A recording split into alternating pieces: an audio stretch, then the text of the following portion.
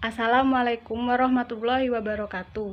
Perkenalkan, nama saya Eva Wahyu Arianti, NIM 2008 1030 1009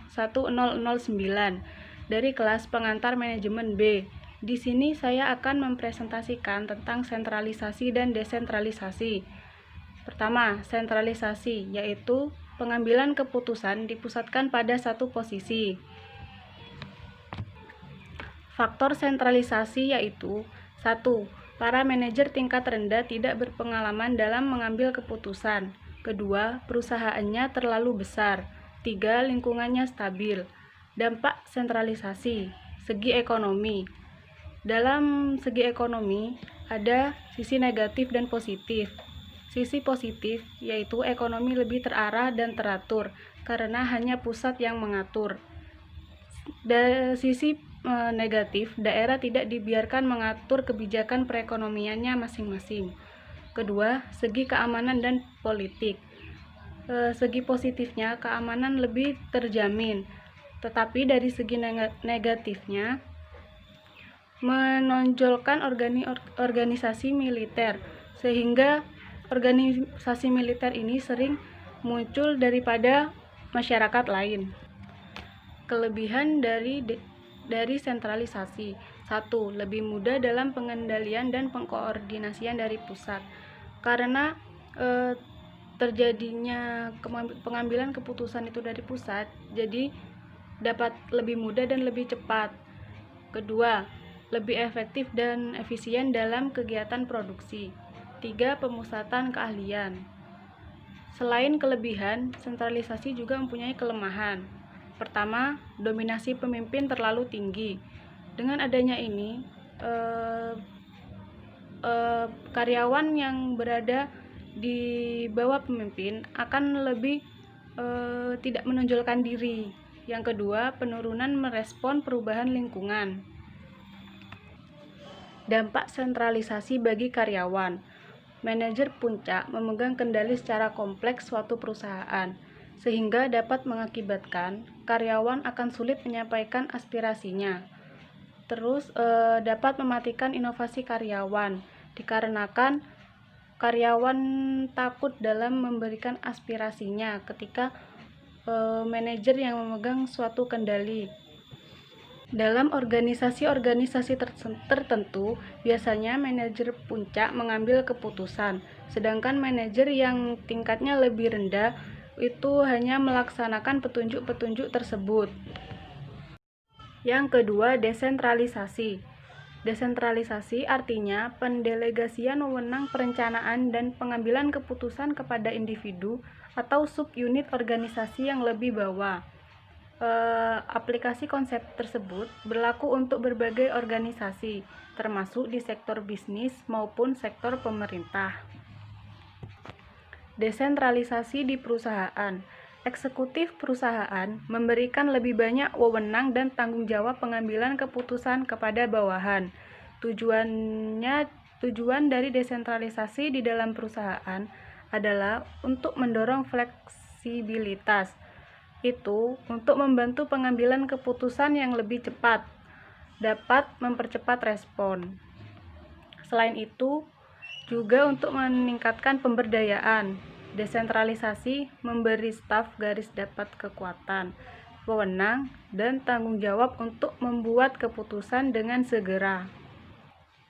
Keuntungan dan kelemahan desentralisasi perusahaan.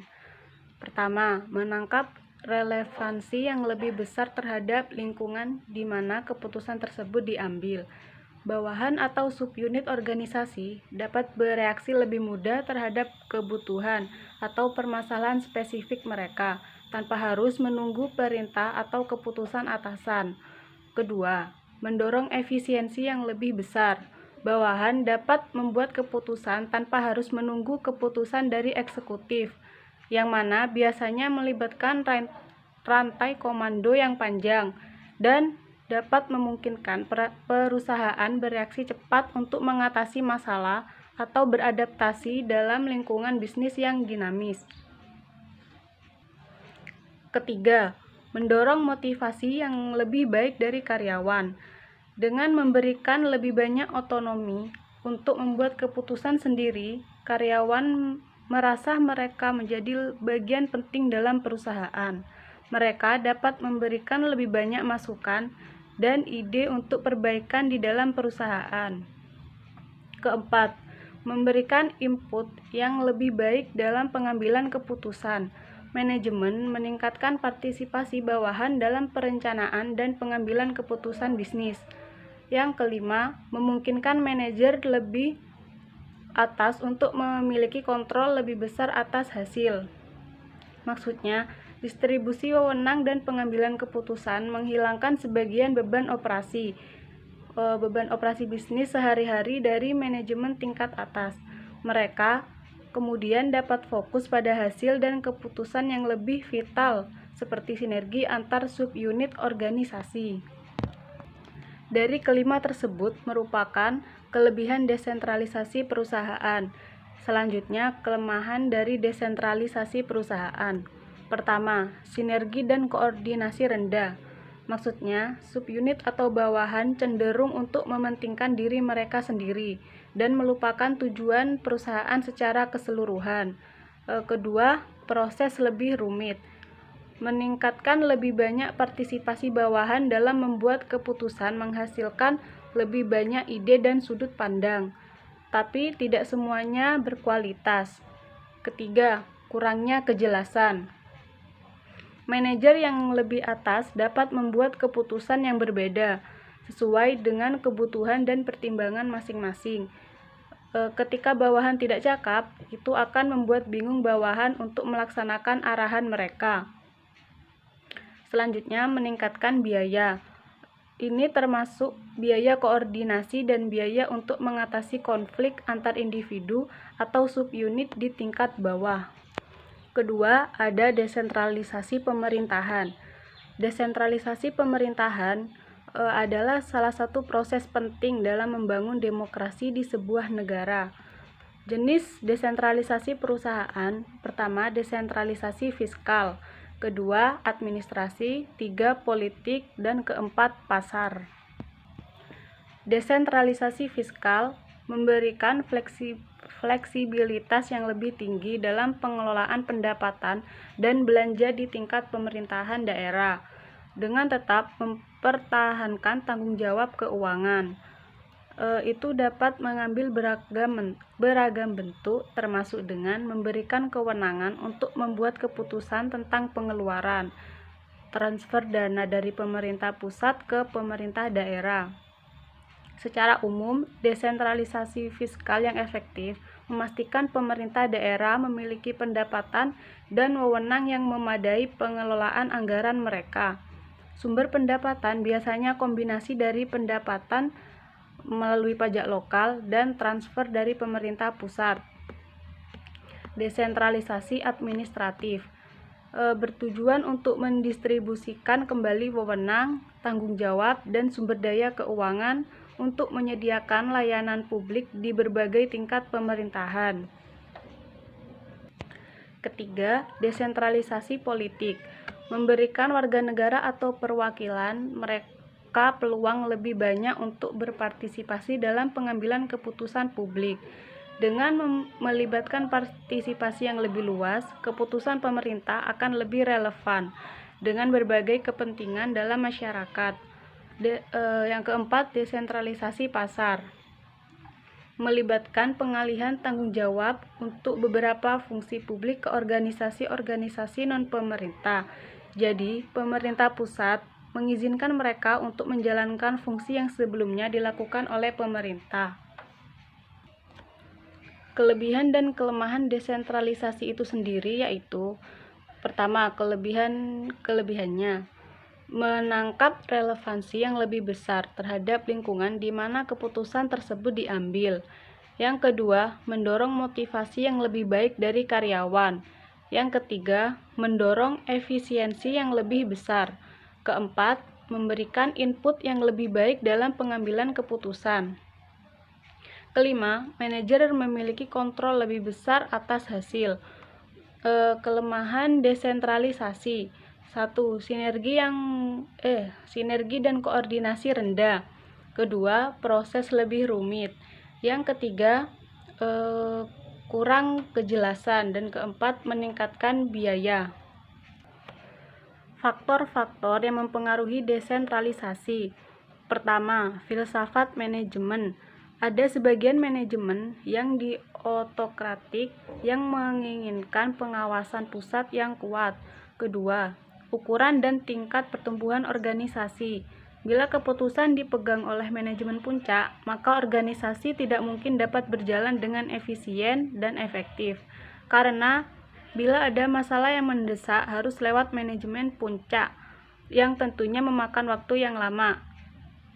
Bagi organisasi yang besar cenderung akan memperbesar desentralisasi dalam kegiatan. Ketiga, strategi dan lingkungan organisasi. Faktor ini sangat penting dalam menentukan bentuk yang akan diambil. Selanjutnya akan mempengaruhi derajat desentralisasi. Keempat, penyebaran geografis desentralisasi. Semakin menyebar geografis cenderung organisasi menggunakan desentralisasi, karena keputusan yang akan diambil lebih baik bila sesuai dengan lingkungan yang dihadapi. Kelima, tersedia peralatan pengawasan yang efektif. Bila peralatan yang tersedia berkurang, organisasi cenderung menggunakan sistem sentralisasi, karena sulit untuk memonitor semua kegiatan yang ada di organisasi tersebut. Keenam, keanekaragaman produk dan jasa. Semakin jenis dan macam produk cenderung untuk menggunakan sistem desentralisasi. Sebaliknya, semakin tidak beraneka ragam produk yang dihasilkan cenderung menggunakan sentralisasi. Ketujuh, karakteristik organisasi lainnya. Tergantung pada masing-masing organisasi yang berhubungan dengan pembuatan keputusan, biaya, dan lain sebagainya. 8. Kualitas manajer. Desentralisasi memerlukan lebih banyak manajer-manajer yang berkualitas, sebab harus memutuskan dan mengambil tindakan sendiri. Keuntungan dan kerugian desentralisasi. Desentralisasi adalah proses mentransfer dan menetapkan pengambilan keputusan otoritas untuk tingkat yang lebih rendah dari hierarki organisasi. Dalam sebuah organisasi desentralisasi, pengambilan keputusan telah dipindahkan ke tingkat lebih rendah atau tingkat organisasi, seperti divisi, cabang, departemen, atau anak perusahaan. Dalam struktur desentralisasi, pengambilan keputusan tersebar untuk memasukkan lebih banyak manajer junior dalam hierarki, serta unit bisnis individu atau lokasi perdagangan. Perbedaan sentralisasi dan desentralisasi. Pertama, meningkatkan inovasi dan kreativitas pimpinan-pimpinan manajerial. Sedangkan desentralisasi meningkatkan inovasi dan kreativitas karyawan. Kedua, meningkatkan kepuasan kerja dan komitmen pimpinan manajerial. Sedangkan desentralisasi meningkatkan kepuasan kerja dan komitmen karyawan. Ketiga, sentralisasi. Pengambilan keputusan ada di tangan pimpinan. Sedangkan desentralisasi, pengambilan keputusan ada di tangan bersama. Yang keempat, sentralisasi. Wewenang dijadikan langsung oleh pimpinan manajerial. Sedangkan desentralisasi, wewenang dijalankan oleh perwakilan langsung dari pimpinan. Jadi kesimpulannya, dalam proses penyatuan tujuan dan kegiatan perusahaan pada satuan yang terpisah dalam suatu organisasi untuk mencapai tujuan secara efisien, yaitu menggunakan asas sentralisasi maupun desentralisasi. Motivasi adalah suatu dorongan psikis dari dalam diri seseorang yang menyebabkan ia berperilaku secara tertentu. Kesimpulannya, pengertian sentralisasi yaitu memusatkan seluruh wewenang kepada manajer puncak. Sedangkan desentralisasi melimpahkan wewenang tersebut kepada suatu organisasi tertentu yang mendiami wilayah tersebut. Baik, itu saja yang saya sampaikan. Mohon maaf apabila presentasi saya kurang memuaskan. Terima kasih. Wassalamualaikum warahmatullahi wabarakatuh.